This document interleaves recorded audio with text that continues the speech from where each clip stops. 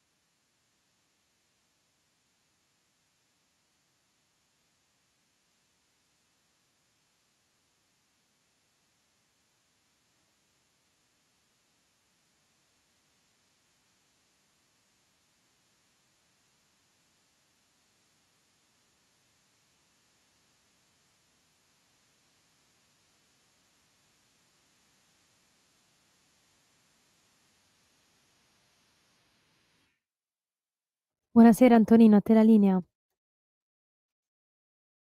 Amiche e amici miei, ma non dall'avventura, buonasera, siete sulle magiche onde di Radio Libertà. Questo è Zoom, il drive time in mezzo ai fatti. Io sono Antonino Danna, questa è la puntata numero 1013 di oggi, giovedì 12 di giugno 2025. Cominciamo subito, vi ricordo, date il sangue in ospedale, serve sempre. Salverete vite umane, chi salva una vita umana salva il mondo intero. Secondo appello, radiolibertà.net. Fesso chi non lo legge, perché vi perdete liberamente del direttore responsabile Giovanni Sallusti, gli auto da fede di Giulio Cainarca, la rassegna stampa di Sammy Varin che sto per il momento sostituendo io e molta altra bella roba ancora. Buon lavoro alla mia castellana Sveva che mi permette di proiettarmi ai vostri occhi e alle vostre orecchie e adesso arriva lui, come sempre implacabile, Pierluigi Magnaschi con il diritto e rovescio. Sveva, vai pure.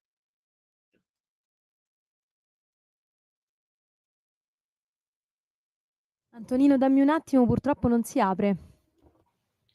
Allora, per favore, chiama il senatore Cantalamessa, che così tra poco lo avremo come gradito ospite per il nostro qui Parlamento. Intanto io vi do alcune notizie, lo avete sentito oggi pomeriggio, un Boeing dell'Air India, un 787 Dreamliner, si è schiantato tra le case in India, un superstite tra i 242 a bordo, vittime anche a terra. Il sopravvissuto è un quarantenne britannico di origine indiana che ai media ha raccontato: ero circondato dai morti, l'aereo era diretto a Londra, è caduto su un ostello che ospita medici, a bordo c'erano indiani, britannici, portoghesi, italiani, nessun italiano coinvolto. E poi, se permettete, io volevo esprimere il mio rispetto e il mio affetto per Carlo Le Grottaglie, brigadiere dei Carabinieri, che sarebbe dovuto andare in pensione a luglio. Oggi era il suo ultimo giorno di lavoro ed è morto quando è stato colpito da uno di due rapinatori che stava inseguendo nel Brindisino. Onore a lui e al sacrificio che ha fatto per questo Stato per tutti noi, per garantire la sicurezza di tutti noi. Onore a lei, brigadiere capo Carlo Legrottaglio, onore a lei. Ma adesso qui Parlamento. Adesso diritto e rovescio, vai pure Sveva. La rissa fra il presidente degli Stati Uniti Donald Trump e l'uomo più ricco del mondo Elon Musk ha assunto un carattere deflagrante e ultimativo. I due ormai si prendono a sberle verbali sotto gli occhi di tutto il mondo nel ring che Trump ha allestito vicino alla Camera Ovale. Musk e Trump, con le loro reciproche accuse pubbliche, dimostrano come la politica americana sia molto diversa e molto peggio da quella europea.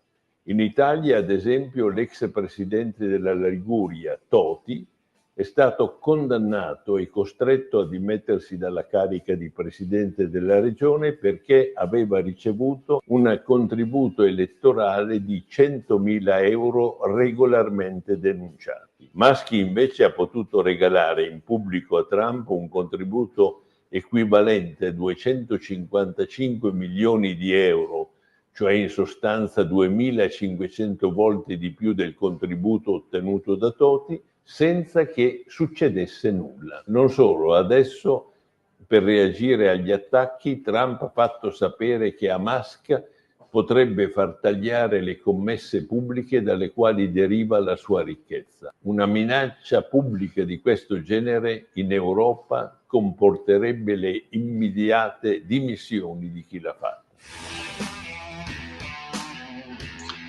Perfetto, grazie come sempre a Pierluigi Magnaschi per il suo intervento Antonino, con diritto. Sì? scusami se ti interrompo, abbiamo il senatore in linea quando vuoi. E allora qui Parlamento, subito. Qui Parlamento. E allora io voglio salutare il senatore Gianluca Cantalamessa. Buonasera senatore, grazie del suo tempo. Buonasera a lei, un saluto a chi ci segue da casa o dalla macchina, voglio dire. Ah beh, certo, da ovunque, la radio ai piedi dopo tutto. Senatore, senatore, allora, piccole e medie imprese, cosa c'è di buono sotto il sole? È arrivato ieri in commissione, nona commissione, quindi industria, commercio, artigianato, il decreto sulle piccole e medie imprese mancava da 14 anni, questo per dire quanto è mancata nel nostro paese una politica industriale. Quindi un decreto fatto ad hoc per le piccole e medie imprese, consideriamo che le piccole e medie imprese sono il 98% del tessuto produttivo del nostro paese. Quindi una misura importante, partiremo con tutte le audizioni di tutte le associazioni di categoria, quindi quelle del mondo del commercio, dell'agroalimentare, della produzione, pensiamo alle tante filiere, ai tanti distretti d'eccellenza che abbiamo, i distretti orafi, i distretti delle pelletterie, gli aerospaziali, quindi veramente una misura a 360 gradi per provare a dare delle risposte a quelli che la mattina alzano le saracinesche e permettono a tutti noi di andare avanti e per i quali la politica e lo Stato ha sempre fatto molto poco. Quindi il testo è composto di 19 articoli, quindi veramente spaziamo in tutti i settori, dalla moda ai ristoranti, ai bar, quindi veramente andiamo in tutti i settori, al fondo di garanzia per aiutare le piccole e medie imprese, quindi veramente mancava da anni ed è una misura importante e dopo le audizioni presenteremo gli emendamenti tutti i partiti. È un decreto voluto fortemente dalla Lega e quindi da Massimo Bitonci, che è il nostro sottosegretario al Mimit, e quindi si parte adesso finalmente. Molto bene, questa è la cosa più importante. Senta, stamattina Matteo Salvini, parlando in un'intervista con Libero, ha detto chiaramente che la pace fiscale non esclude il taglio dell'IRPEF e che il ministro Giorgetti la metterà in finanziaria per la fine dell'anno. Insomma, si va avanti anche qui per aiutare non solo i semplici cittadini, ma anche, immagino, piccole e medie imprese.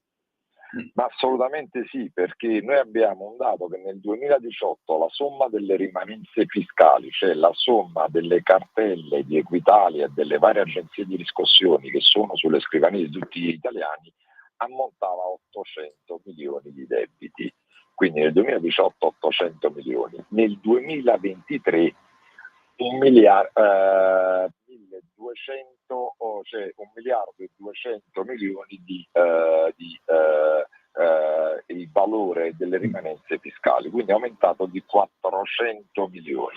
Questo che cosa vuol dire? Vuol dire che ci sono italiani che sono in difficoltà e non ce la fanno, e non dimentichiamo mai di fare una differenza fondamentale.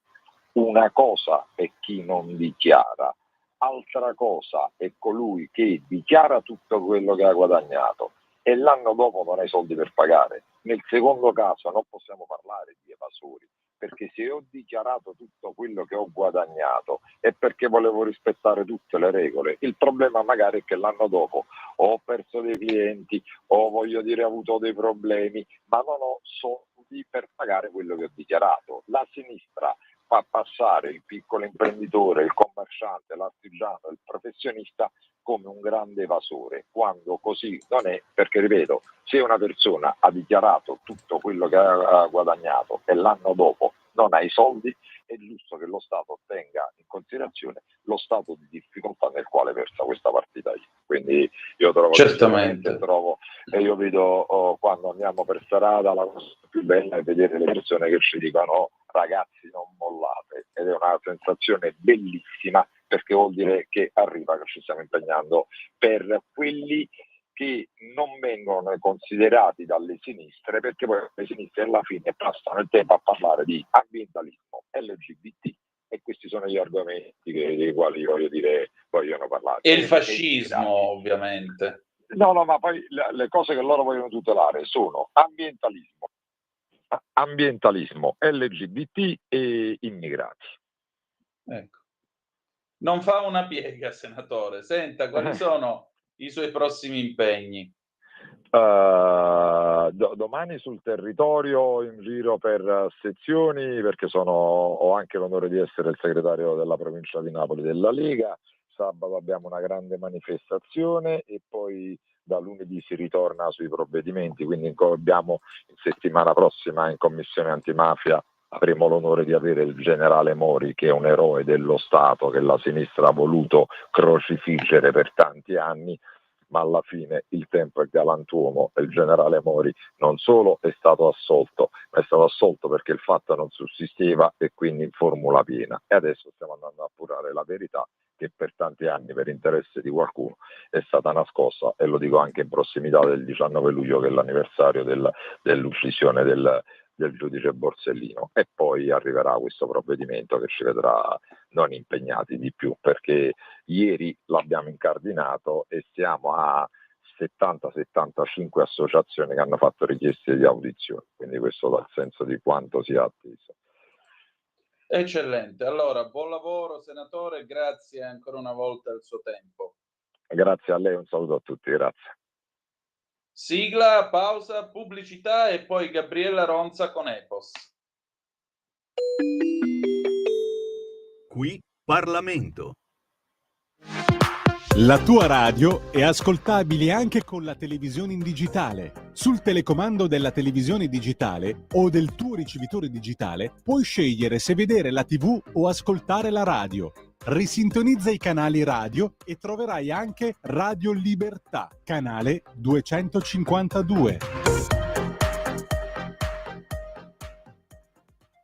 Migliaia di notizie ci raccontano i fatti che accadono in Italia e ogni giorno c'è una voce fuori dal coro. Quotidiano di Sicilia, il quotidiano d'Italia. L'informazione che ribalta i luoghi comuni, una vera visione dei fatti. L'Italia vista da sud. Ogni siciliano che vive in Italia e nel mondo è una risorsa, è protagonista della crescita della nostra nazione. Dai forza alla crescita della nostra isola, abbonandoti al QDS digitale più archivio a soli 99 euro anno. Quotidiano di Sicilia, il quotidiano d'Italia, una scelta di valore. Un nuovo modo per sostenere la tua radio. Visita radiolibertà.net. Ti basta un click. e potrai versare il tuo contributo volontario direttamente online. Potrai donare con ogni tipo di carta di credito, anche prepagata. Ti aspettiamo online su radiolibertà.net. Sostieni la tua radio con il tuo contributo volontario. Radio Libertà. La tua radio. Diamo voce alla nostra gente. Questo nuovo video.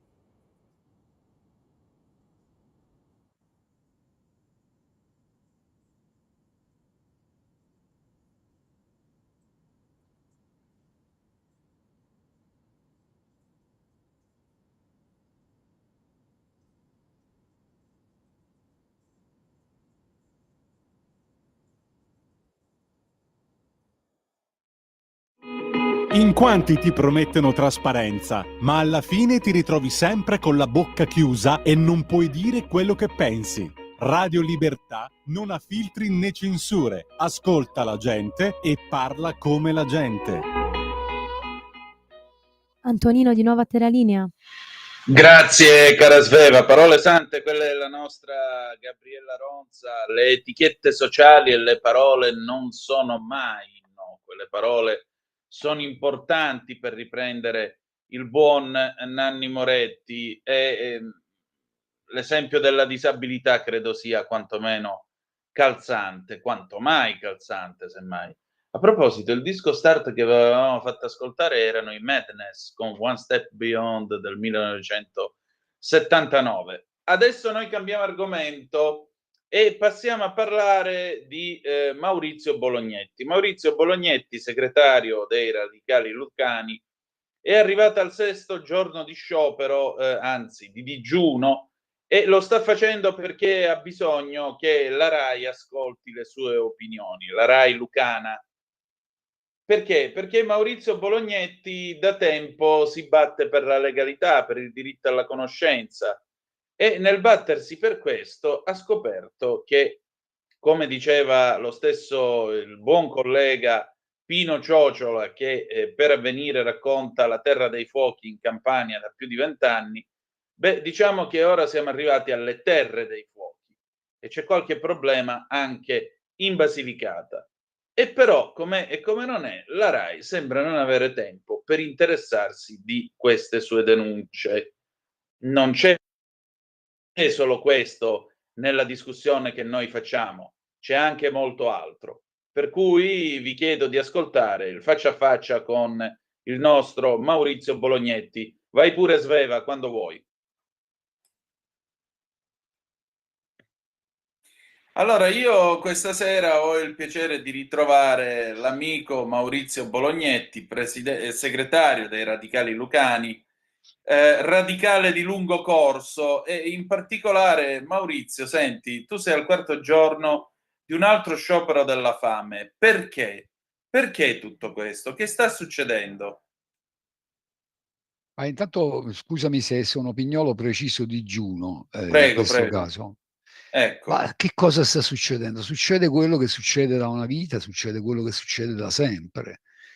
Che succede che si consuma, questa è la mia valutazione, questa è la mia analisi al di là del caso specifico e poi nell'ambito di una questione generale si consumano vicende anche come quella che ti illustrerò brevissimamente. Succede che c'è un attentato contro i diritti politici del cittadino, che è un reato da codice penale.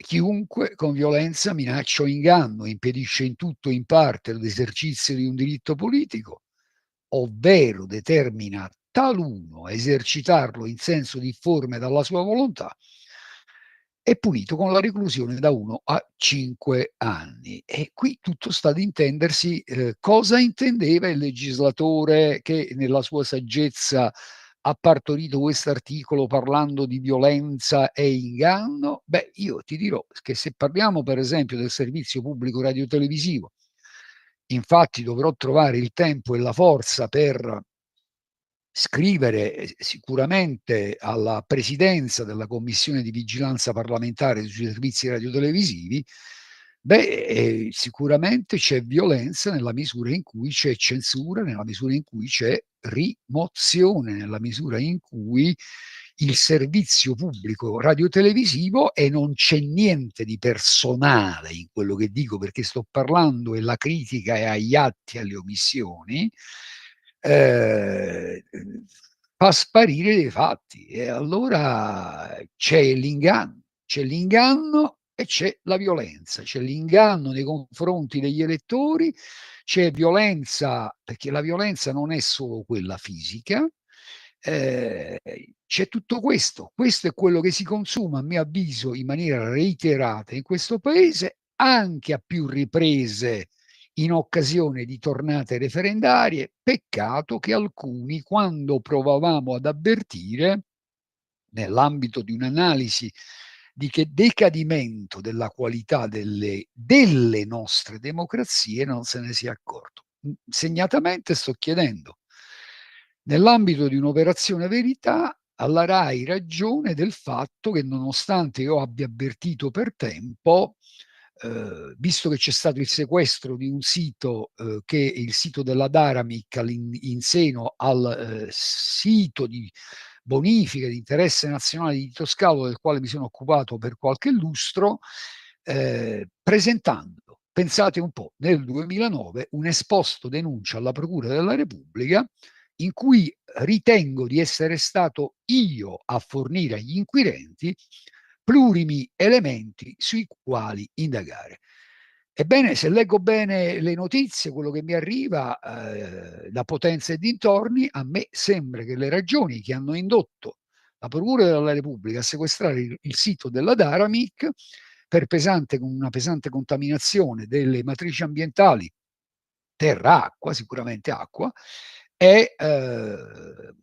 sono le stesse del 2009. Ovviamente però il 2009 sparisce. Incredibilmente, nel rivolgermi alla mia mailing stampa ricevo una risposta, francamente non so se definire surreale o cosa, da un operatore, un'operatrice della RAI. Non voglio fare nemmeno il nome perché non è importante, perché io dico che è una vicenda per certi aspetti paradigmatica ed emblematica, perché io vedo il servizio, nel servizio ovviamente c'è il mero dato di cronaca, intendiamoci, ci sta per carità, però certo non c'è il pregresso, non c'è niente. Chiedo il numero di telefono dell'autrice del servizio e ricevo come risposta la seguente risposta: ma cosa vuoi che ne sappia quella là del passato? No, io direi che tanto chi fa questo lavoro il passato forse sarebbe tenuto a conoscerlo, anche perché dal passato poi magari come dire, il nostro passato contribuisce a creare il presente nel quale viviamo, e sicuramente il passato di quel sito ha contribuito a creare le situazioni che viviamo oggi. E però il passato non deve esistere, perché magari il passato può essere a volte molto imbarazzante. Quindi, riassumendo, tu avevi già in passato denunciato il fatto che questo sito potesse inquinare, potesse causare dei problemi No, alla salute. stava inquinando. Stava inquinando, perfetto. Passano gli anni, un bel giorno la RAI si accorge di tutto questo, ne parla, ma non dice niente della tua precedente denuncia. Ho capito bene? Piccola correzione: passano gli anni, la RAI non è che se ne accorge, ma peggio mi sento, perché all'epoca qualcosa disse sull'iniziativa che stavo conducendo, nel 2009, intendo 2010, eccetera, ma appunto nel 2015 tutto quello che era accaduto nel 2009 e successivi sparisce, e ai cittadini non viene rammentato questo particolare. E quindi io riterrei che in un qualche modo si è consumato un inganno ai danni dei cittadini, non né da parte della Procura della Repubblica né da parte, men che meno, si intende, da parte di chi ha ricevuto l'incarico di sequestrare quel sito. Però l'inganno c'è, perché, ripeto, sai che cosa accade? Perché poi alla fine gli stessi operatori dell'informazione rischiano in una qualche misura o di rimanere vittime di se stessi o di rimanere vittime dell'operato di rimozione e censura fatto da colleghi. C'è un amico, Nino Cutro, che gestisce un sito, Ufficio Stampa Basilicata, è stato un giornalista della RAI, adesso poi è andato in pensione, ma non ha perso il vizio, il gusto, il piacere di fare questo lavoro, e gestisce questo sito. Io gli mando, insieme a una serie di documenti, gli mando un articolo apparso sul Quotidiano del Sud nel luglio del 2009. Ebbene, Nino Cutro, e non lo fa apposta, prende dei pezzi di quell'articolo e mi fa dire delle cose pensando che quell'articolo fosse stato scritto adesso.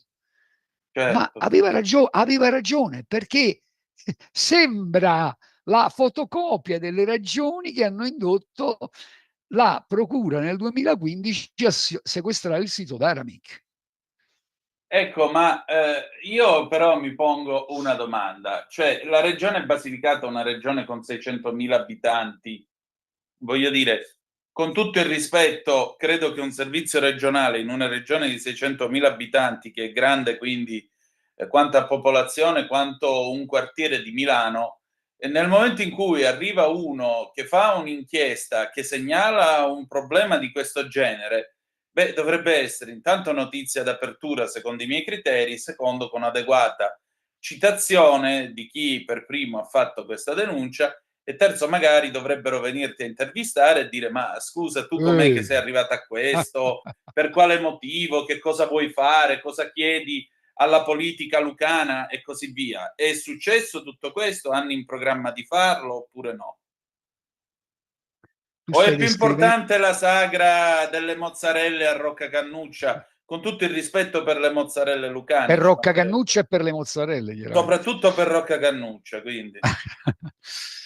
Vabbè, anche le mozzarelle non li disprezzerei, sarà che sono Ovviamente. in digiuno ovviamente, quindi magari me Ecco, le sogno di notte. Volevo scusa. dirti, no,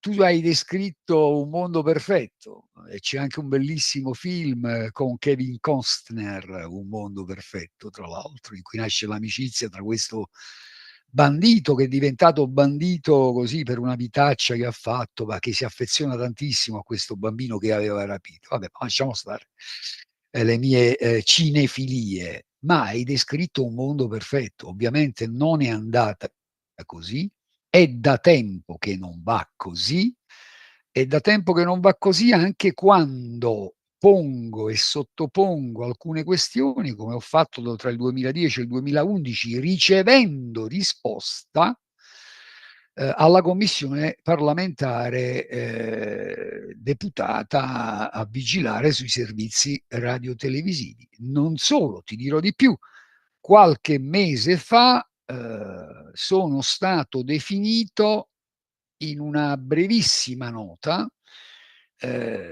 su una questione di su una questione che riguardava potremmo definirla desertificazione bancaria delle nostre aree interne, che credo e temo non riguardi certo solo la Basilicata, e quindi il venir meno di servizi in uno scenario che è quello che è, sul quale non ci soffermeremo, ma del quale credo tu ti sia occupato, e quindi quello che comporterà anche, Credo se proprio vuoi, di sì. l'intelligenza artificiale e tutto il resto, no? Ebbene, lì vengo definito ex segretario di Radicale Lucani. Ma al che, guarda, ma ti cadono proprio le braccia, perché insomma il redazionale, la cosa letta in studio era insomma super sintetica, e mi definite pure ex. Certo, c'erano delle immagini accompagnate, ho fatto presente, dico guardate, non sono ex, e vabbè, ma pure tu insomma t'attacchi, vabbè. Ho capito, ma volevo vedere se a far presente questa cosa fosse stato uno che detiene un po' di potere. Diciamoci la verità, il servizio pubblico radiotelevisivo è da una vita che è lottizzato in tutti i suoi gangli.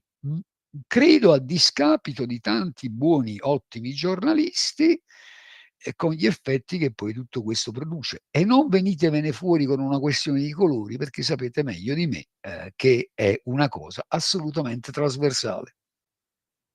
Maurizio, io ovviamente raccolgo la tua segnalazione e invito i colleghi ovviamente della sede regionale RAI della Basilicata e a darti voce e No, ma riconoscerti anche quello che hai fatto. nazionale, perché se venisse anche la Rai nazionale, Ecco, a noi non ci dispiace, guarda. appunto. E Anche perché poi la vicenda dei siti di bonifica è una vicenda emblematica, e ce ne sono tanti sparsi dal Piemonte alla Sicilia, in cui spesso è mancato sia l'interesse che la bonifica, ammesso che in qualche caso la bonifica potesse essere possibile, in una vicenda in cui, quando ho iniziato a occuparmi, perché poi non mi sono occupato solo di quel sito specifico, ma me ne sono occupato in generale in termini di diritto alla conoscenza e cioè di accesso in quel momento all'informazione ambientale, partendo dalla convenzione cosiddetta convenzione di Aarhus, passando per direttive comunitarie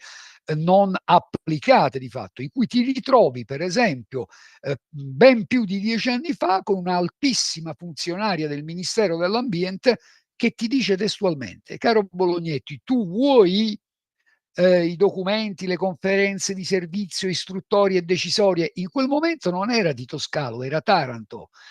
E dice: vieni a Roma. Dico: ma guardi che io abito al Latronico. Sì, vieni a Roma, ti fai le fotocopie, paghi. Ma questo che cos'è? Chiedo a te e chiedo a chi ci ascolta. Se non negare di fatto il diritto di accesso all'informazione ambientale in un'epoca ipertecnologica, perché già allora bastava scannerizzare, fare click Appunto. e inviavi per email. Appunto. In una vicenda in cui a un certo punto io pago 40 euro, esco dall'ufficio ambiente, in questo caso stavamo parlando del Ministero prima, ma in un altro momento vado nell'ufficio ambiente fisicamente, chiedo dei documenti di accesso a un sito, mi dicono non c'è problema, paga 40 euro. Io non faccio storie, esco, vado all'ufficio postale, pago 40 euro, prendo la ricevuta, gliela faccio vedere, esco con i documenti e stesso mentre esco con i documenti scatta un sit-in ininterrotto fuori alla regione Basilicata. Dopodiché abbiamo messo dei paletti e dei punti fermi in una situazione in cui, ma temo che non sia accaduto solo in Basilicata, se tu andavi a chiedere al Dipartimento Ambiente della Regione Basilicata: mi date l'anagrafe dei siti da bonificare prevista dall'articolo 251 del Codice dell'Ambiente? La risposta fu: non possiamo. Perché? È perché non l'abbiamo fatta. Peccato. Peccato perché su quella base chiunque ha un'immediata mappatura di tutte le situazioni di criticità presenti, fermo restando, e ci tengo a sottolinearlo, che non voglio essere, non sono e spero che non lo sarò mai, uno di quelli che dice fa tutto schifo e tutto brutto, uno di quelli che dice tanto peggio, tanto meglio. Io credo di essermi occupato di qualche misfatto perché magari ho a cuore la bellezza che mi circonda e quindi provo a difenderla. Guarda, sai qual è il fatto? Tu stai parlando di una cosa che l'amico Pino Ciociola, inviato e uomo di estremo coraggio che lavora ad Avvenire e che ha seguito la Terra dei Fuochi in Campania fin dall'inizio, più di 20 anni fa. Ecco, lui aveva detto: adesso siamo alle Terre dei Fuochi, e tu sei un'altra pagina di questo dramma, perché ci stai raccontando un'altra Terra dei Fuochi che sostanzialmente sta nascendo nella tua stessa regione, per dire zone appunto di siti contaminati, di siti da bonificare, siti sui quali si deve fare luce, conoscere per deliberare uno dei tuoi mantra da buon radicale. Allora, a maggior ragione, l'invito ai colleghi della RAI è: date voce a Maurizio Bolognetti. Se poi volete dire la vostra, qua il nostro microfono è sempre aperto, ci mancherebbe. Però la cosa più importante è questa, ecco. Per quale motivo la tua figura non arriva fino alla TV regionale, fino alla RAI regionale? Per quale motivo? Perché non è la prima volta, se non sbaglio, che tu lanci appelli al servizio pubblico regionale della Basilicata. Ultimamente è capitato spesso, a dire la verità. Ma credo di essere, non lo so, sono uno che rompe il gioco, magari rompe anche il gioco delle parti, che scompagina un po' i tavoli, che rompe l'armonia, mettila come vuoi tu, francamente non lo so, tanto da definirmi ex quando io non sono ex niente, forse tanti altri possono definirsi ex, io sto sempre dalla stessa parte. Anzi, riflettevo qualche tempo fa, ma perché garantista, garantista? Io non sono garantista. In che senso? Io sono per la difesa dello Stato di diritto democratico ad oltranza, della Costituzione, delle leggi e di queste cose qua, dei diritti umani. E quindi nell'ambito di questo sono chiaramente per la parità di diritti tra accusa e difesa, dal mio punto di vista per un giudice terzo, però posso essere anche, perché secondo me anche quello è garantismo, per far sì che si eviti che un inquirente probo che sta svolgendo le sue indagini non subisca estranee interferenze da altri poteri tesi ad impedirgli di farle queste indagini. Anche quello, secondo me, è garantismo. Allora a volte poi vedo un garantismo, come dire, un po' peloso di qualcuno che magari pensa di essere Enzo Tortora e magari non lo è. Mettiamola in questo modo. Diciamo che di Enzo Tortora 1 ce n'è stato. E appunto perché Sa pure a me. e visto che parli di Tortora e delle battaglie che hanno combattuto i radicali, Maurizio, vorrei un tuo commento su quello che è successo in Italia con l'ennesimo referendum. Io stamattina su Italia Oggi scrivevo: ormai il referendum è stato di fatto snaturato, perché quello che doveva essere uno strumento per contrastare lo strapotere dei partiti è diventato, e quindi era il popolo che si rivolgeva al partito e gli diceva: vedi che io voglio questo. Oggi mi pare che si siano rovesciate le prospettive. Oggi sono i partiti che dicono al popolo: vedete che noi vogliamo questo. E allora la domanda è: di chi è la colpa, o comunque perché il referendum si è snaturato? Se io penso al 74 col divorzio, l'81 con l'aborto, la fine degli anni 80, quando Craxi cominciò a cavalcare la tigre di Chernobyl e ci tolse il nucleare, quando poi negli anni 90 abbiamo votato per abolire il Ministero dell'Agricoltura, che però stranamente esiste ancora, quando abbiamo votato per la responsabilità dei giudici e siamo ancora al carissimo amico. Marco Pannella ha fatto spesso ricorso all'arma referendaria. È colpa anche sua se i referendum oggi non sono così sentiti dalla gente? Perché? Beh, ma ci mancherebbe pure. Intanto diciamo una cosa che potrebbe essere una notizia, ma qui la possiamo dire. Dal 1948 al 1970 è bene ricordare che la terza scheda consegnata dal Costituente ai cittadini, poi vedi articolo 49 della Costituzione, non per il referendum, che quello che i cittadini possono costituire in partiti, eccetera, eccetera, con metodo democratico. No, perché per 22 anni viene violata la Costituzione in questo paese? Perché non fanno una cosa piuttosto semplice: i decreti attuativi Del referendum. del referendum, e quindi non c'è scritto nella Costituzione, ma non puoi usarlo. No, io credo che qui invece le responsabilità siano plurime, trasversali se vuoi, ma sicuramente anche di quelli, io sono uno di quelli che è andato a votare, tra l'altro, ma sicuramente anche di quelli che hanno presentato questi quesiti referendari, quando abbiamo provato man mano ad avvisarli che si stava operando in maniera tale dal rendere impraticabile la via referendaria. Sia perché, e torniamo, come vedi, purtroppo non è che voglio essere monotono, sempre alla stessa questione, sia perché, per esempio, per una piccola forza politica, se non dici nemmeno che ci sono, che stanno raccogliendo, guardate che c'è un comitato che sta raccogliendo le firme. Nel 1995 Marco Pannella fa uno sciopero della sete lunghissimo. Io ho un libro in cui in copertina c'è un'immagine di Pannella intervistato poi alla fine dal TG5, rivolgendosi all'allora presidente Oscar Luigi Scalfaro. Su che cosa?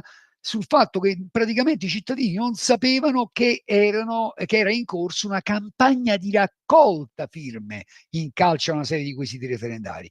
In questo paese, almeno in una occasione, e io credo di essermi vestito da fantasma, abbiamo mancato il quorum perché non avevano udite, udite, pulito le liste, cioè siamo andati a votare con i morti nelle liste Oh, che hanno contribuito a fare quorum.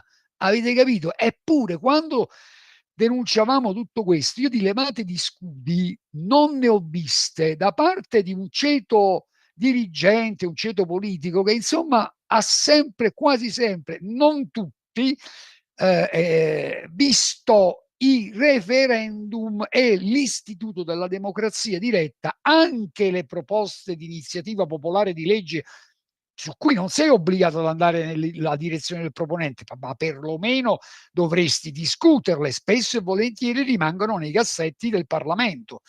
Ha sempre visto gli istituti di democrazia diretta come fumo negli occhi. Allora, qua sono successe un paio di 2 o 3 cosette emblematiche, secondo me, negli ultimi giorni di questa campagna referendaria, al netto di quella che secondo me è stata un'informazione inadeguata in termini di confronto. È successo? Beh, intanto, secondo me, se rappresenti una delle più alte cariche dello Stato, quindi la Presidenza del Consiglio dei Ministri, certe dichiarazioni faresti bene a risparmiartele. E va bene.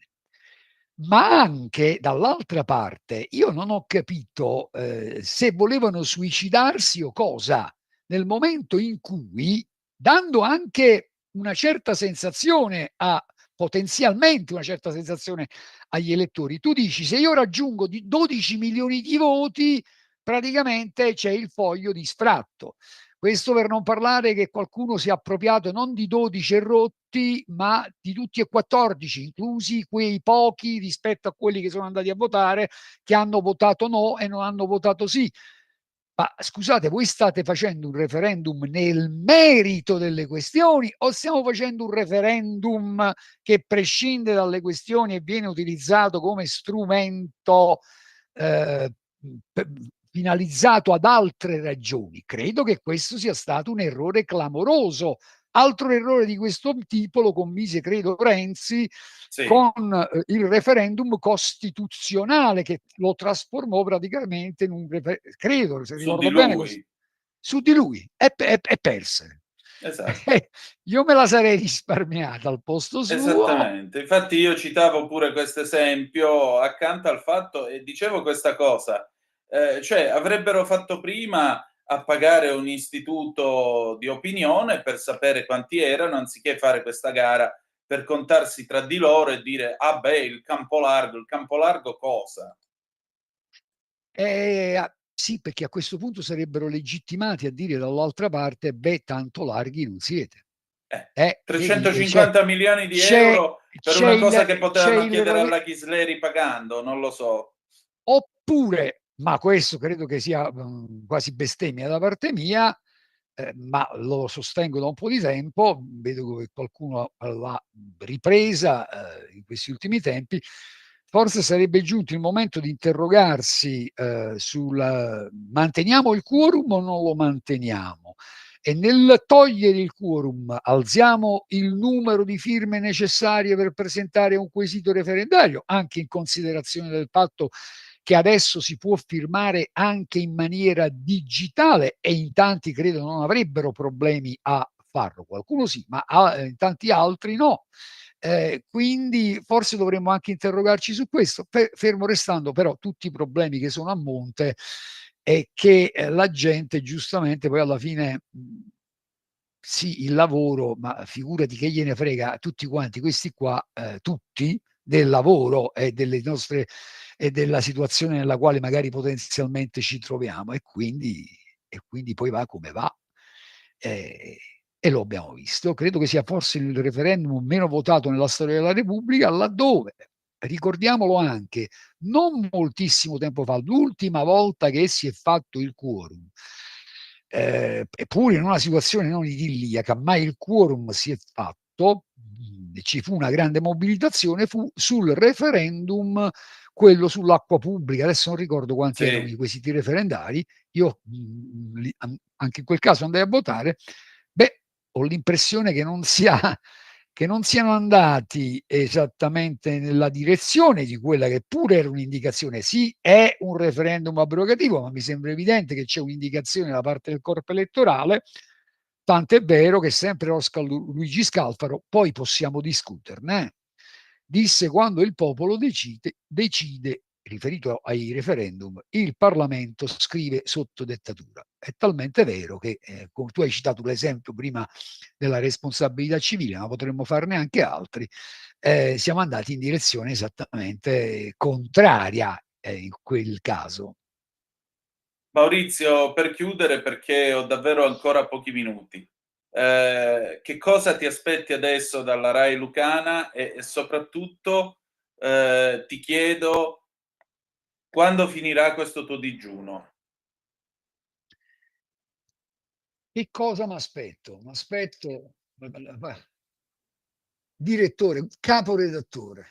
Buongiorno, buon pomeriggio, il caporedattore del TGR Rai, amici di Radio Libertà, Gennaro Cosentino. Io la ringrazio di avermi chiamato. Ecco, sono giorni che sto cercando un dialogo, di far valere le mie ragioni, di discuterne con lei, e poi voglio sapere che cosa ne pensa. Magari questo passo almeno lo si potrebbe fare. Oh, che cosa mi aspetto? Io mi aspetterei quello che hai detto tu poco fa. Io mi aspetto che, ma proprio il minimo sindacale, che si faccia un passo nella direzione di sanare una ferita in termini di conoscenza che è stata inferta a chi aveva il pur diritto di conoscere o di rinfrescarsi la memoria su alcune cose. Quindi io dico in primis i cittadini, e poi, se consentite, sì, anche la parte politica che rappresento, che ci tengo a sottolineare, è Radicali Lucani. Lo dice un ex dirigente a livello nazionale di tutti i soggetti politici radicali, ma io con quei soggetti a livello nazionale ho rotto da tempo. Oggi rappresento Radicali Lucani, me stesso, e magari sono un iscritto anche all'ordine dei giornalisti di Basilicata. Non aggiungo altro. Grazie Maurizio, in bocca al lupo. Grazie a te e grazie come sempre a Radio Libertà. La tua radio è ascoltabile anche con la televisione in digitale. Sul telecomando della televisione digitale o del tuo ricevitore digitale puoi scegliere se vedere la TV o ascoltare la radio. Risintonizza i canali radio e troverai anche Radio Libertà, canale 252.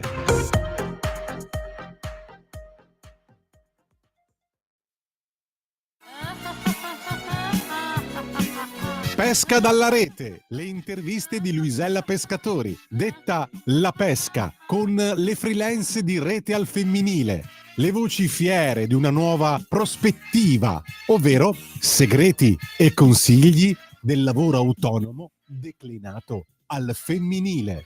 Ogni mercoledì alle 15:30 su Radio Libertà, la tua radio.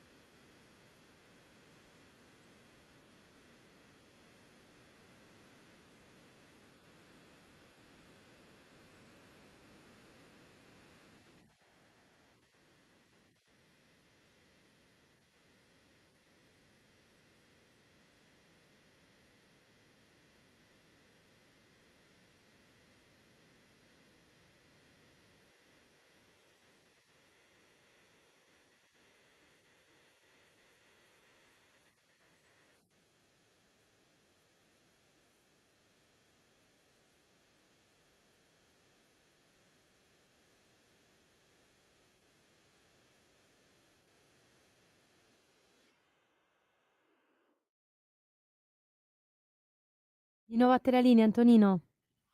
Grazie Sveva, quella macchina qua devi metterla là, è un diesel, cantava nel 1988 Francesco Salvi con un memorabile pezzo quale C'è da spostare una macchina. Perché ne parliamo? Perché tra poco andrà in onda il secondo faccia a faccia di questa sera, faccia a faccia con Massimo Ruffa, presidente di Confartigianato Autoriparazione.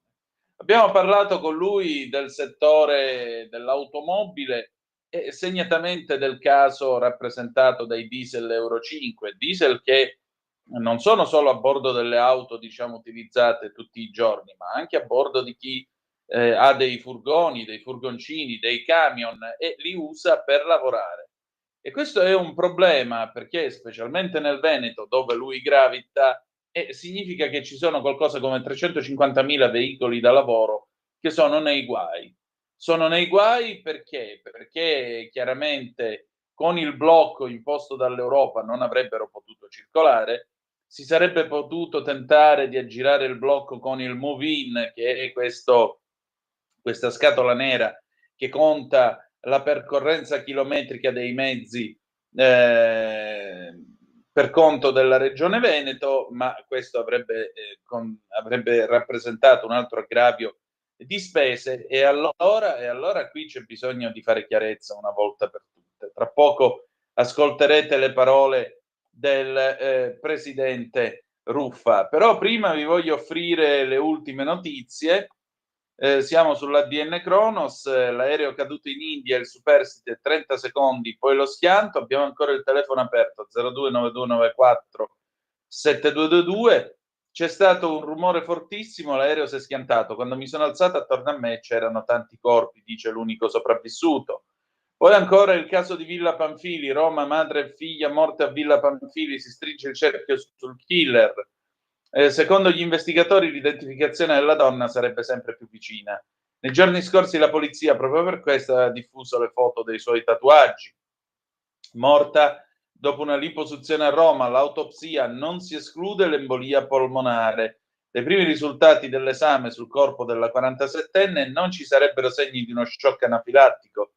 Il professor Sesti, ne esiste una che non è causata dalle bolle d'aria, ma dal grasso che entra in circolo. Tra l'altro si apprende che nello studio medico non c'era il defibrillatore e il centro era senza autorizzazione.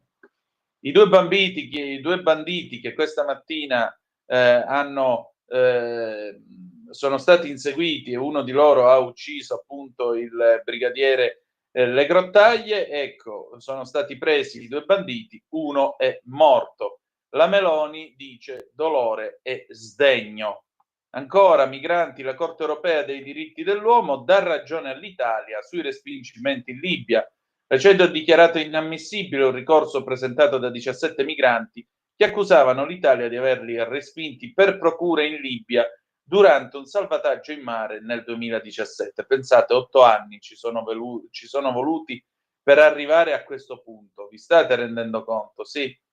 Cioè 8 anni per arrivare a dire che l'Italia ha ragione. Quanti governi sono cambiati dal 2017 in poi? Questo tanto per dirvi le logiche europee e le lentezze della giustizia. Va bene, noi siamo pronti. Adesso Sveva, mandiamo il faccia a faccia con Massimo Ruffa, presidente di Confartigianato Autoriparazione. Ci salutiamo qui, ci ritroveremo domani alle 7:30 con la rassegna stampa e se no, se avrete voglia, alle 17:30 ci sarà come sempre Chilometro Zoom, io e Lorenzo Viviani a far danni in diretta radiofonica. Grazie per essere stati con noi. La canzone d'amore con cui ci salutiamo è Mina, Breve Amore del 1966 e ricordate che malgrado tutto the best is yet to come, il meglio deve ancora venire. Vi ha parlato Antonino Danna. Buonasera. E allora, questa sera l'ospite di questo faccia a faccia è Massimo Ruffa, presidente provinciale, regionale, nazionale dell'autoriparazione di Confartigianato. Presidente, intanto grazie del suo tempo e grazie della sua disponibilità e benvenuto. Grazie a voi per l'ospitalità. Presidente, senta, io ho qui in mano un report della di Confartigianato Veneto, segnatamente, e in particolare Confartigianato Veneto mette il dito nella piaga. Il potenziale blocco degli Euro 5, dei diesel Euro 5, che riguarda anche gli automezzi da N1 a N3, quindi dai furgoncini fino ai grandi autotreni, fino ai tir, ecco, solo nel Veneto rappresenterebbe un problema per qualcosa come 350.000 mezzi e di conseguenza altrettante realtà produttive, singoli imprenditori, singoli artigiani e così via. Ora la Lega ieri ha presentato questo emendamento, per almeno un anno il blocco degli Euro 5 non ci sarà, però il problema rimane e dirò anche di più. Stamattina Federcarrozzieri dice che sostanzialmente questo blocco farà aumentare l'usato del 38% e i concessionari stessi dicono la gente non ha i soldi per comprare auto nuove. Quindi che cosa si fa? Cosa si può fare? Soprattutto come si supera un danno del genere? Innanzitutto partiamo dal presupposto che confermo quanto lei ha detto, che effettivamente è un problema, specialmente sotto l'aspetto economico, perché ad oggi affrontare l'acquisto di un nuovo mezzo nel rispetto alle classi ambientali attuali impatta con costi importanti, in quanto gli autoveicoli hanno avuto un incremento di listino importante, esponenziale, quindi di conseguenza non è alla portata di tutti l'acquisto di un mezzo, assolutamente. Effettivamente il fattore Euro 5 è molto impattante nell'ambito dell'autotrasporto, perché se pensiamo che le classi ambientali dei veicoli commerciali erano sempre a rilento rispetto all'autoveicolo. Quando avevamo l'autoveicolo Euro 6 avevamo gli autocarri Euro 5, quindi di conseguenza abbiamo sicuramente un impatto superiore di questi mezzi. Dopo, per quanto mi riguarda da artigiano, io sono più preoccupato proprio per quello che riguarda le piccole imprese, i piccoli artigiani che hanno mezzi che sono di sussistenza per andare ad esercitare la loro professione, magari mezzi attrezzati dove sono difficilmente sostituibili a breve termine, perché hanno attrezzature interne e predisposizioni, quindi non sono situazioni facili da mettere in atto. Quindi sarà inevitabile chiedere una proroga e dare deroga a questi mezzi di poter circolare. È vero anche che è stato messo in atto il processo con l'installazione del move-in del dispositivo, però anche questo preoccupa, perché bisogna capire quale tetto chilometrico dà. Esaurito quel percorso chilometrico dato come possibilità di utilizzo, si parla di fermo del veicolo, quindi è una spada di Damocle veramente per tutta la categoria artigiana e per quei soggetti che vivono e fanno reddito con quel mezzo. Ecco, io lo dico per chi ci sta ascoltando, il Movin è un sistema che si usa nella regione Veneto, è praticamente una scatola nera che viene montata sul mezzo e c'è un tetto chilometrico alla circolazione, dopodiché appunto ti possono fermare anche il mezzo, e questo richiede anche l'installazione in un'officina autorizzata, quindi altri soldi che vengono spesi. Bravo. Io penso soprattutto a quelli, per esempio, che magari vanno a fare i mercati e hanno l'autocarro attrezzato, per esempio, come negozio, quelli che hanno la macelleria o vendono i salumi, ma io penso anche a quelli che hanno, per esempio, il furgone con la cella frigo oppure il furgone specializzato per determinati interventi in loco e così via. Ecco, questa è tutta roba che ricade direttamente sull'imprenditore. Allora uno dice, va bene, visto che è così, passiamo all'Euro 6, ma passare all'Euro 6 significa che il divieto ti cade addosso, ma mica ci sono incentivi dello Stato o rimborsi per chi si compra l'Euro 6. Cioè, è sempre colpa di paga sempre Pantalone qui, com'è sta storia? Bravo, cadiamo sempre e andiamo sempre a penalizzare le fasce deboli, perché confermo, infatti anch'io ho pensato alla categoria degli ambulanti, che naturalmente hanno mezzi attrezzati, che sono mezzi sicuramente datati, ma non hanno tanto chilometraggio, perché magari fanno brevi spostamenti, perché dobbiamo ragionare anche, mi va bene, sull'età dei mezzi, ma sui chilometraggi certi veicoli per usi specifici non hanno chilometraggi alti di esercizio, quindi di conseguenza sono mezzi più che efficienti. Chiaro.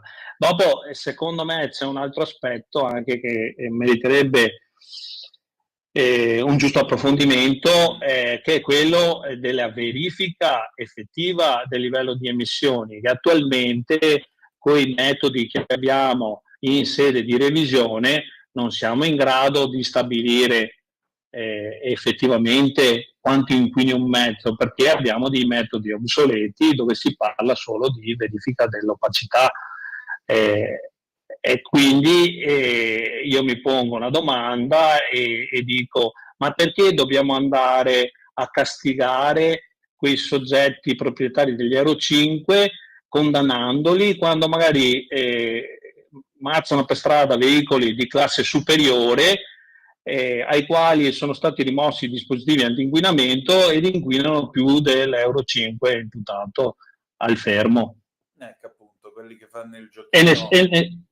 E nessuno è in grado di stabilire il livello di inquinamento dell'una o dell'altra classe ambientale con un metodo di controllo appropriato, perché purtroppo adesso in fase di revisione abbiamo dei metodi un po' antiquati per verificare le emissioni dei mezzi diesel. Sì, infatti, aggiungerei anche un'altra cosa. In questo paese chiunque si prenda la patente e soprattutto acquisti un'automezzo a 4 ruote, sia essa l'automobile o sia esso un camion perché deve lavorare, il furgone e così via, è colpevole a prescindere, per cui bollo, revisione, trattandosi di mezzi di una certa età, significa anche ogni 2 anni. Poi abbiamo tutta la manutenzione che c'è da fare, da ultimo anche il balzello ecologico. Ma non sarebbe più onesto che da Bruxelles venisse la signora von der Leyen a dire: cari ambulanti, cari artigiani, d'ora in poi andate in giro con la bicicletta che fate prima? Cioè, ma soprattutto, che senso ha tutto questo? Perché deve essere ogni volta colpito il cittadino che vuole semplicemente lavorare? Ma perché si seguono le vie brevi, secondo il mio punto di vista Bruxelles ci impone dei tetti di emissioni, tutti abbiamo la consapevolezza, l'abbiamo avuto come dato di conferma quando c'è stata la pandemia, che non è sicuramente l'automobile la fonte di maggiore inquinamento.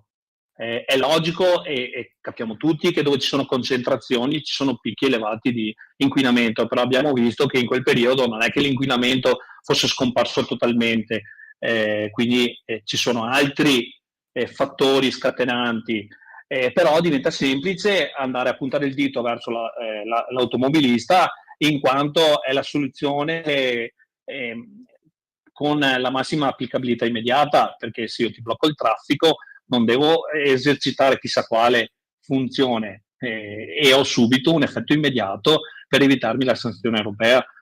Magari potrebbe essere che questa è una chiave di lettura. Certo, ma senta, come possiamo uscire da questa situazione? Cosa si può fare nell'immediato e che cosa si può fare a lungo termine?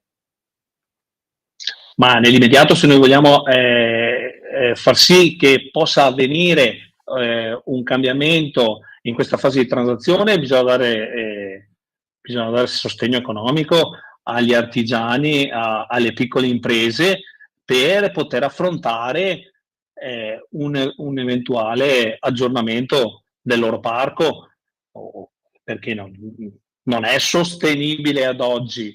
I mezzi sono aumentati a dismisura in termini di costi. e quindi di conseguenza pensiamo ad un mezzo allestito, uno deve pensare sì, devo acquistare il mezzo, non ho incentivazioni, devo riallestirlo, poi impatto in 1000 problematiche, perché purtroppo la complessità della classe ambientale genera delle problematiche dettate dal tipo di utilizzo, perché i mezzi che fanno o frequentano extraurbano quotidianamente sicuramente sono agevolati nella loro funzionalità, ma i mezzi che vengono esercitati nel percorso urbano purtroppo incombono in problematiche dettate dalla complessità dei dispositivi applicati nel rispetto della classe ambientale, e questo fa sì cosa? Fa scaturire la continua accensione di spie nella segnalazione di guasti e la sofferenza dell'utilizzatore, che è tediato dall'accensione di segnalazioni di pseudo inconvenienti che non sono legati alla funzionalità del motore, del meccanico, ma strettamente legati al comparto emissioni, perché purtroppo oggi prevalica nel sistema diagnostico il controllo nel rispetto delle emissioni piuttosto che del buon funzionamento del motore stesso.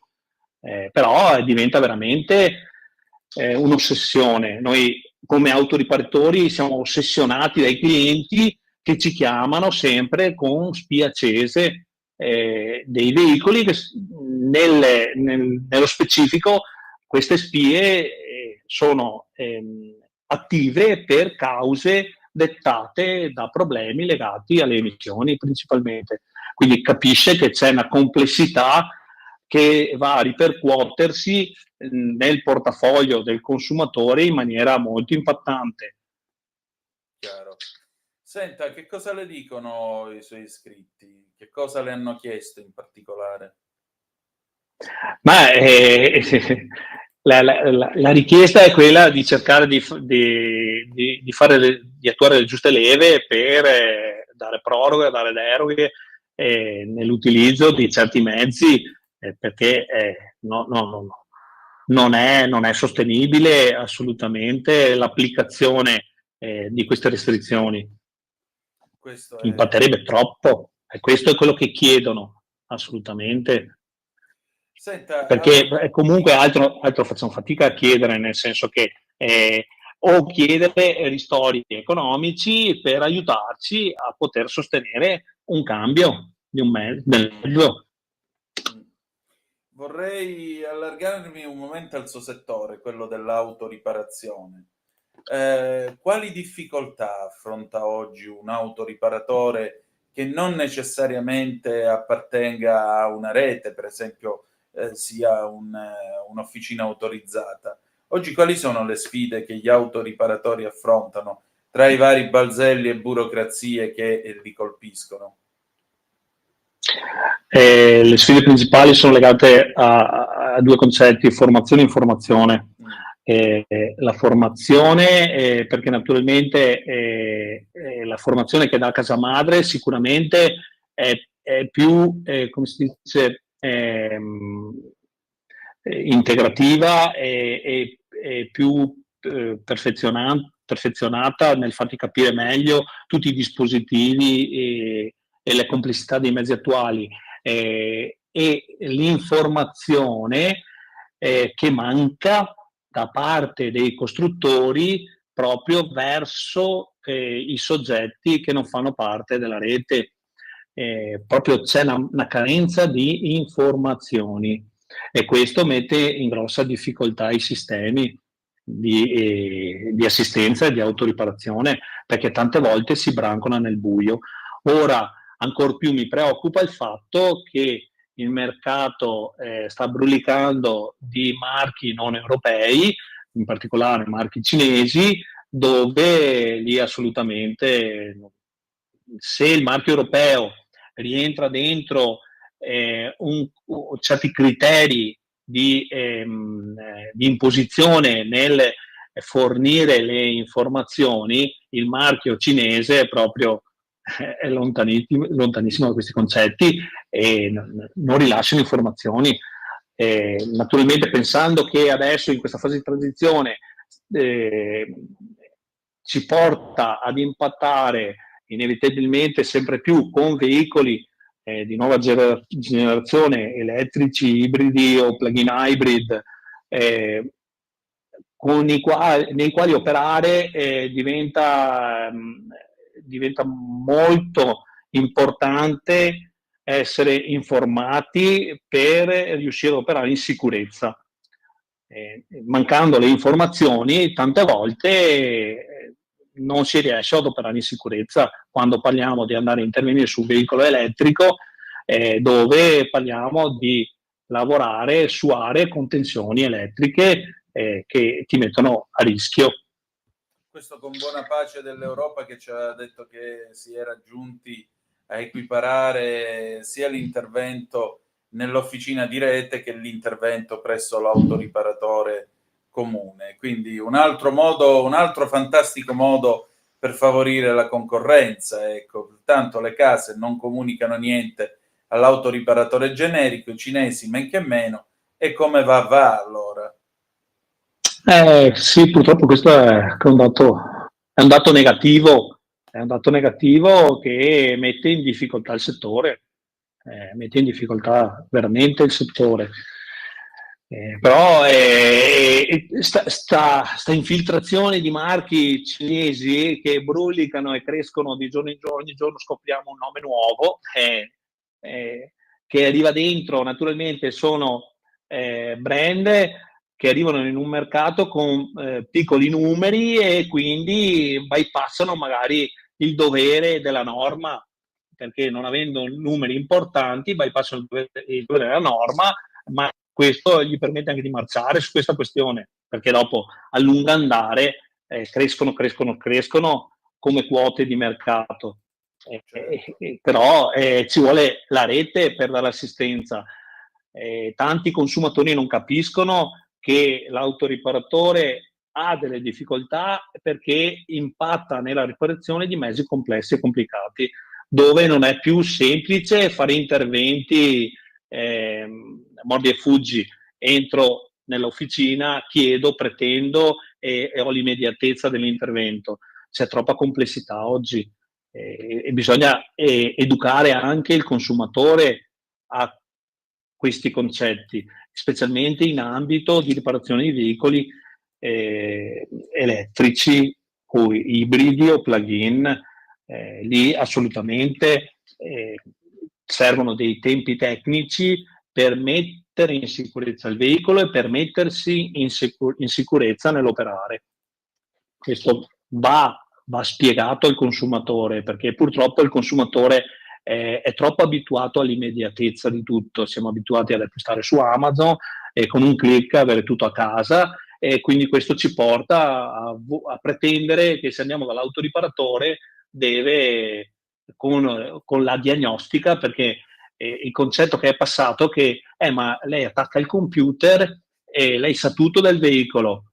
Non è così, ci vuole la capacità di interpretare i dati e ci vuole esperienza, ci vuole formazione, perché non sempre le indicazioni che emergono sono veritiere, magari non sono la causa ma sono l'effetto, e noi dobbiamo capire effettivamente dove sta la causa per riuscire a riparare un mezzo in maniera definitiva. Quindi c'è complessità.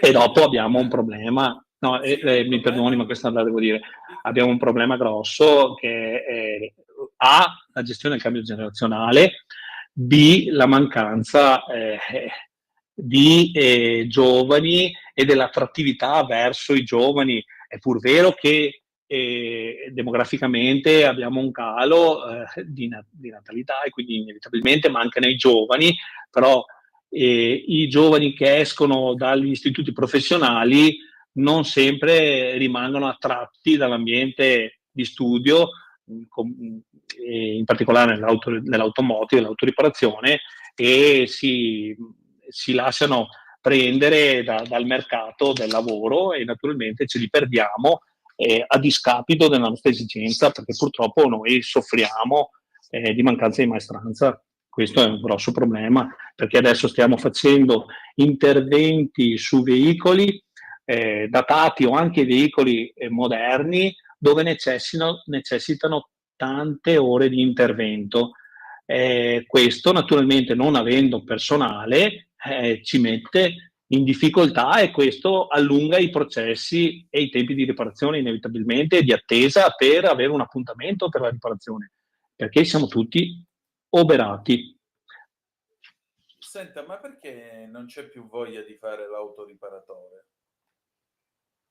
Ma io credo che la complessità delle cose spaventi. Dopo, secondo me, io nasco figlio d'arte e ho subito una contaminazione, che secondo me è un tema importantissimo, la contaminazione nell'ambito lavorativo.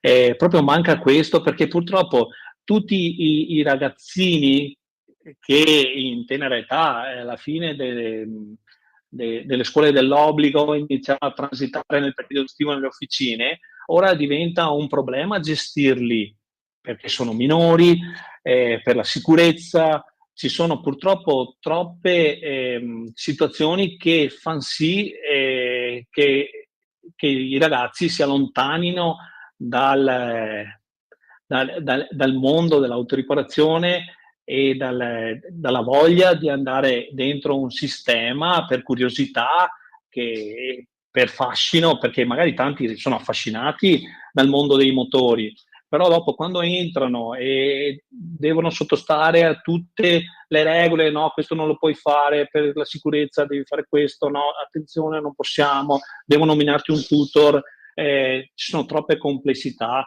e vincoli che fanno sì che da parte degli autoriparatori stessi ci sia un po' di allontanamento, perché naturalmente tutto ha un costo e tutto ha un rischio, e allora uno fa delle scelte, però prima e in primo luogo manca quella curiosità, quella passione. Dopo io credo che bisognerebbe tornare un po' indietro, infatti noi lo stiamo facendo a Padova, abbiamo istituito Genitori Academy, perché vogliamo andare a parlare ai genitori, perché io credo che sia importante spiegare ai genitori che il mestiere dell'autoriparazione non è più quel mestiere brutto dove ci sono soggetti tutti sporchi, dove si lavora tanto, si fa tanta fatica, adesso c'è tecnologia, ci sono ambienti puliti, serve la conoscenza, serve il sapere, bisogna studiare,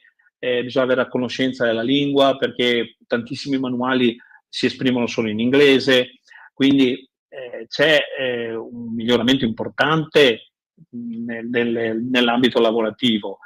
È che abbiamo perso quell'attrattività verso il mondo dei giovani, dobbiamo riconquistarla. Dopo altro tema, credo che i giovani non rimangano affascinati dalla nostra complessità, e quindi di conseguenza cercano sempre la scorciatoia per fare un lavoro magari che li renda, che li alleggerisca e li lasci più a pensare magari alle ore libere, al tempo libero, eccetera, perché la passione ti assorbe e ti occupa spazio mentale. Poi se vuoi crescere e se vuoi fare formazione ti devi dedicare. Questo è un po' quello che deve cambiare come approccio, perché il nostro mondo è complesso. La meccanica è qualcosa che si fa se c'è passione, solo se c'è passione. Presidente, per concludere, quali saranno ora i suoi prossimi impegni? Ma io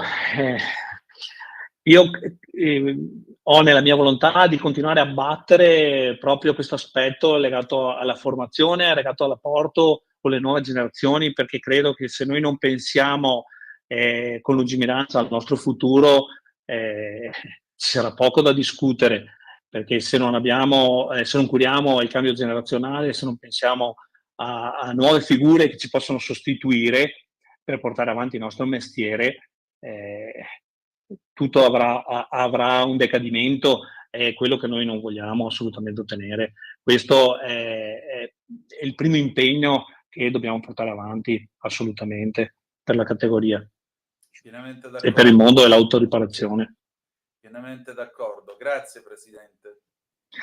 Ringrazio per l'opportunità e per l'ospitalità e auguro buona giornata a tutti. La tua radio è ascoltabile anche con la televisione in digitale. Sul telecomando della televisione digitale o del tuo ricevitore digitale puoi scegliere se vedere la TV o ascoltare la radio.